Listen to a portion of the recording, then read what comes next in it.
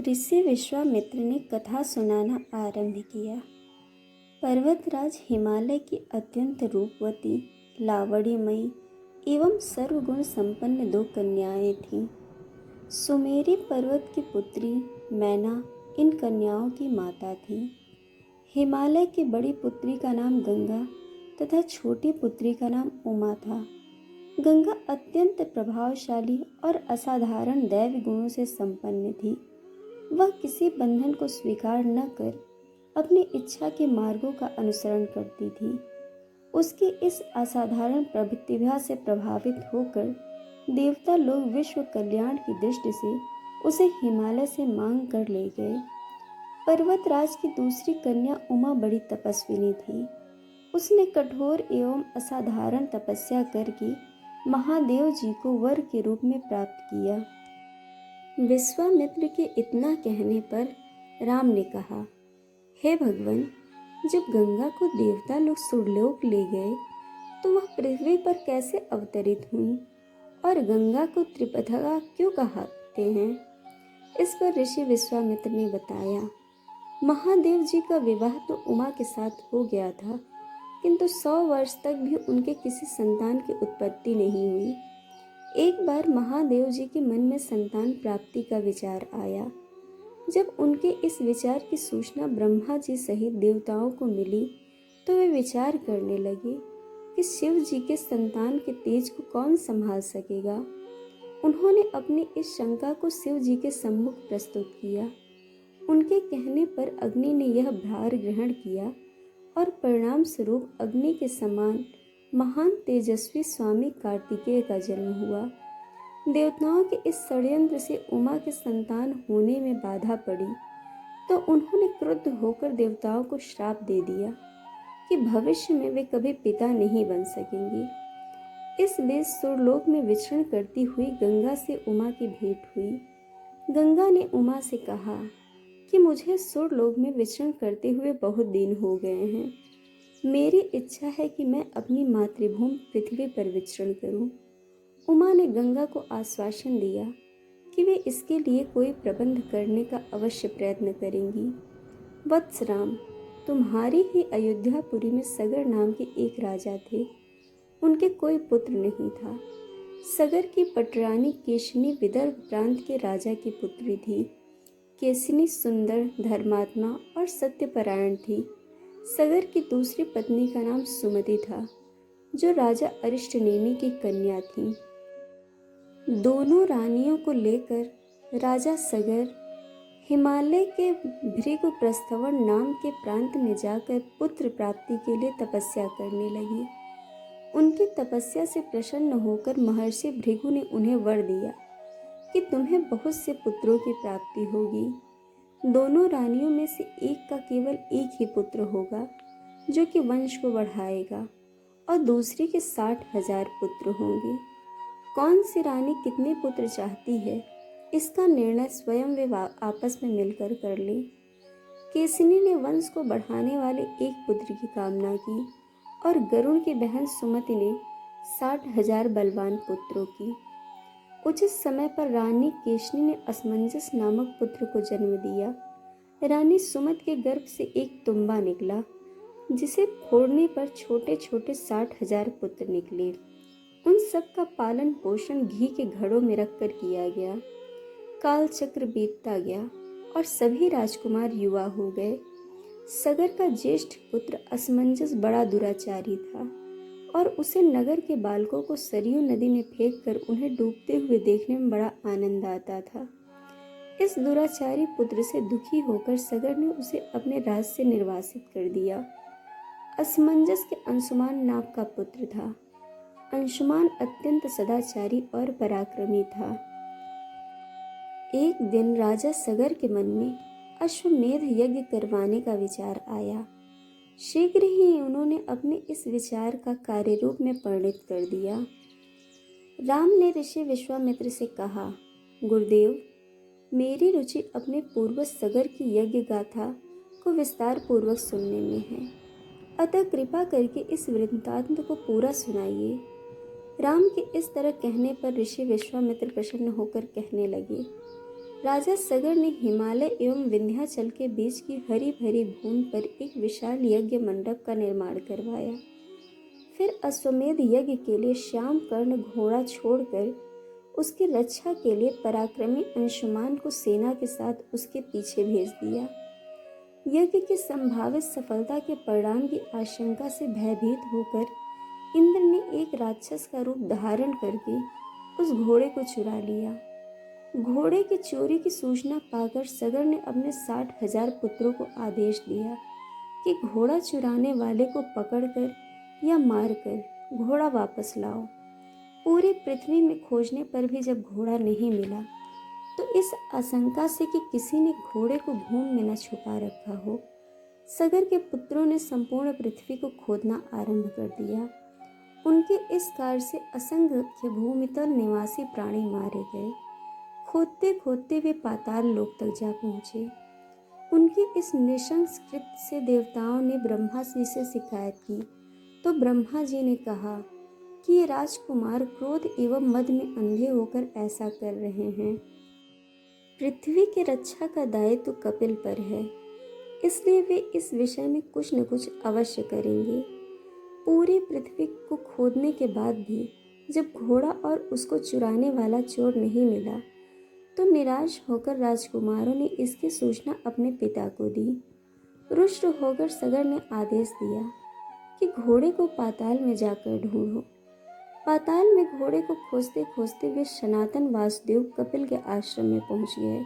उन्होंने देखा कपिल देव आंखें बंद किए बैठे हैं और उन्हीं के पास यज्ञ का वह घोड़ा बंधा हुआ है।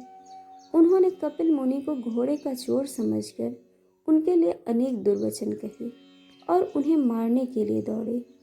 सगर पुत्रों ने इन कुकृत्यों से कपिल मुनि की समाधि भंग हो गई। उन्होंने क्रुद्ध होकर सगर के उन सब पुत्रों को भस्म कर दिया।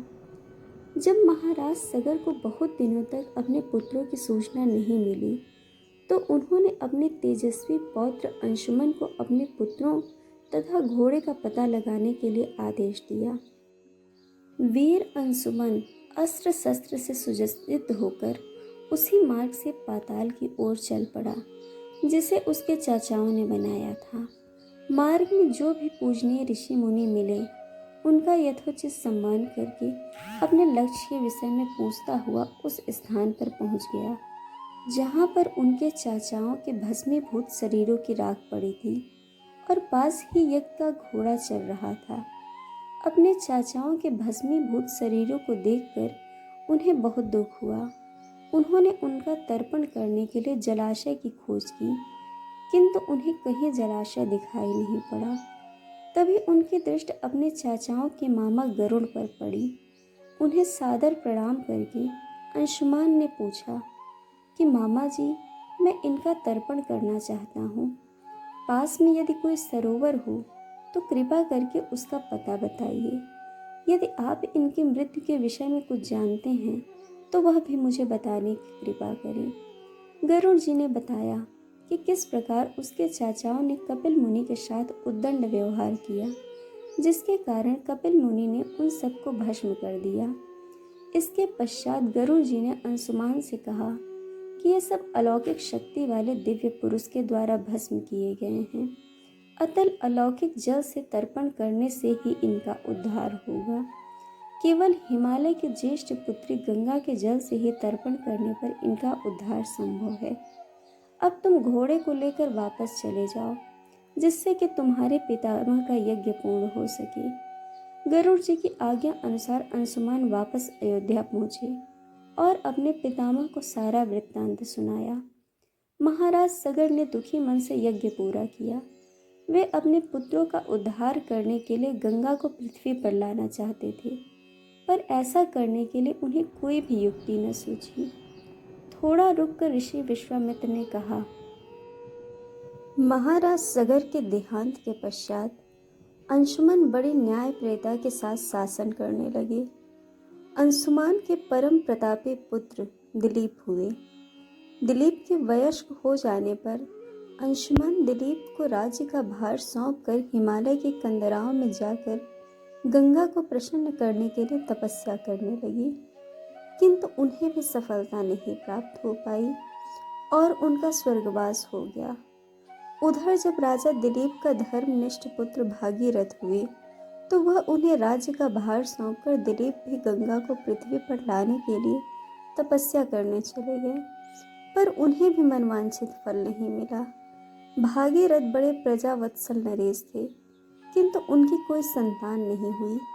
इस पर वे अपने राज्य का भार मंत्रियों को सौंपकर स्वयं गंगावतरण के लिए गोकर्ण नामक तीर्थ पर जाकर कठोर तपस्या करने लगे। उनकी अभूतपूर्व तपस्या से प्रसन्न होकर ब्रह्मा जी ने उन्हें वर मांगने के लिए कहा। भागीरथ ने ब्रह्मा जी से कहा कि प्रभु, यदि आप मुझ पर प्रसन्न हैं तो यह वर दीजिए कि सगर के पुत्रों को मेरे प्रयत्नों से गंगा का जल प्राप्त हो, जिससे कि उनका उद्धार हो सके। इसके अतिरिक्त मुझे संतान प्राप्ति का भी वर दीजिए, ताकि इक्ष्वाकु वंश नष्ट न हो।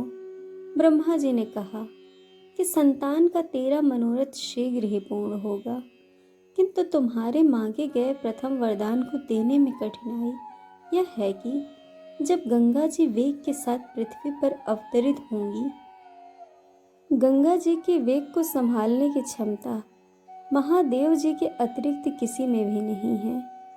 इसके लिए तुम्हें महादेव जी को प्रसन्न करना होगा। इतना कहकर ब्रह्मा जी अपने लोक को चले गए। भागीरथ ने साहस नहीं छोड़ा। वे 1 वर्ष तक पैर के अंगूठे के सहारे खड़े होकर महादेव जी की तपस्या करते रहे। केवल वायु के अतिरिक्त उन्होंने किसी अन्य वस्तु का भक्षण नहीं किया। अंत में इस महान भक्ति के से प्रसन्न होकर महादेव जी ने भागीरथ को दर्शन देकर कहा कि हे भक्त श्रेष्ठ, हम तेरी मनोकामना पूरी करने के लिए गंगा जी को अपने मस्तक पर धारण करेंगे।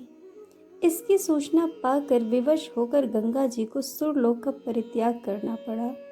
उस समय वे सुरलोक से कहीं नहीं जाना चाहती थी, इसलिए वे यह विचार करके कि मैं अपने प्रचंड वेग से शिव जी को बहाकर पाताल लोक ले जाऊंगी, वे भयानक वेग से शिव के सिर पर अवतरित हुईं। गंगा के इस वेग पूर्ण अवतरण से उनका अहंकार शिव जी से छुपा न रहा। महादेव जी ने गंगा की वेगवती धाराओं को अपने जटाजूट में उलझा लिया। गंगा जी अपने समस्त प्रयत्नों के बाद भी महादेव जी की जटाओं से बाहर न निकल सकी। गंगा जी को इस प्रकार शिव जी की जटाओं में विलीन होते देख भागीरथ ने फिर शिव जी की तपस्या की। भागीरथ की इस तपस्या से प्रसन्न होकर भगवान शिव ने गंगा जी को हिमालय पर्वत पर स्थित बिंदुसर में छोड़ा। छूटते ही गंगा जी 7 धाराओं में बट गई। गंगा जी की 3 धाराएं हृदनी, पावनी और नलिनी पूर्व की ओर प्रवाहित हुईं। सुचक्षु, सीता और सिंधु नामक 3 धाराएं पश्चिम की ओर बहीं और 7वीं धारा राजा भागीरथ के पीछे चली। जिधर जिधर भागीरथ जाते उधर उधर ही गंगा जी जाती थीं। स्थान स्थान पर देव, यक्ष, किन्नर, ऋषि मुनि आदि उनके स्वागत के लिए एकत्रित हो रहे थे। जो भी उस जल का स्पर्श करते थे भव बाधाओं से मुक्त हो जाते थे। चलते चलते गंगा जी उस स्थान पर पहुंची जहां ऋषि जहनु यज्ञ कर रहे थे। गंगा जी अपने वेग से उनके यज्ञशाला को संपूर्ण सामग्री के साथ बहा कर ले जाने लगी। इससे ऋषि को बहुत क्रोध आया और उन्होंने क्रुद्ध होकर गंगा जी का सारा जल पी लिया। यह देखकर समस्त ऋषि मुनियों को बड़ा विस्मय हुआ और वे गंगा जी को मुक्त कराने के लिए उनकी स्तुति करने लगे। उनकी स्थिति से प्रसन्न होकर जहनु ऋषि ने गंगा जी को अपने कानों से निकाल दिया और उन्हें अपनी पुत्री के रूप में स्वीकार किया। तब से गंगा जाह्नवी कहलाने लगी।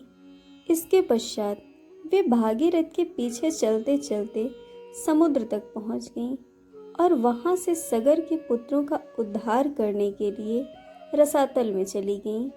उनके जल के स्पर्श से भस्मीभूत हुए सगर पुत्र निष्पाप हो गए और स्वर्ग गए। उस दिन से गंगा के 3 नाम हुए, त्रिपथगा, जाह्नवी और भागीरथी।